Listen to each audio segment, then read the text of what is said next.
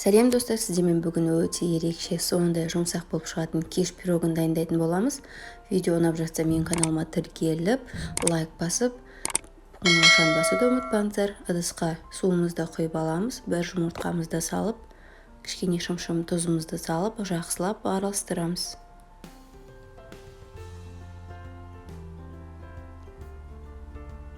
Қаймақ саламыз.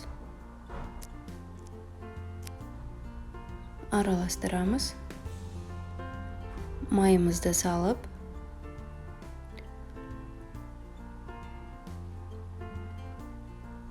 кішкене електен ұнымызды өткізіп, жұмсақ қамыр жасайтын боламыз. Негізді дайын қамырды алсаңыздар да болады, бірақ қолмен жасаған қамыр бәрі бірде дәмдірек шығады.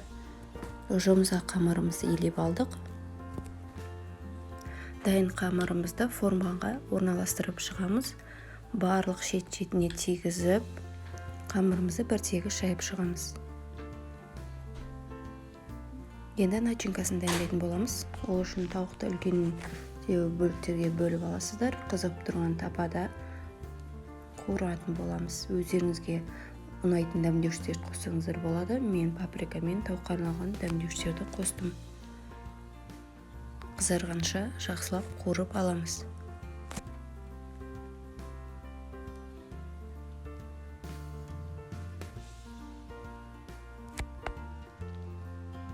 Міне біздің начинкамызда тауық дайын болды. Енді орналастырып шығамыз. Колбаса, помидорларды салып шығатын боламыз. Салмасына 2 жұмыртқаны жақсылап араластырып аламыз. Қаймақ салатын боламыз. Кез келген проценттен салсаңыздар болады. Видео ұнаған болса лайк басып, менің каналыма тіркеліп, қоңыраушаны басуды ұмытпаңыздар. Жақсылап араластырып аламыз. Үккіштен сырымызды өткізіп, сырды қосып, жақсылап араластырамыз. Міне біздің салмамыз дайын болды. Енді начинканың үстіне қоятын боламыз.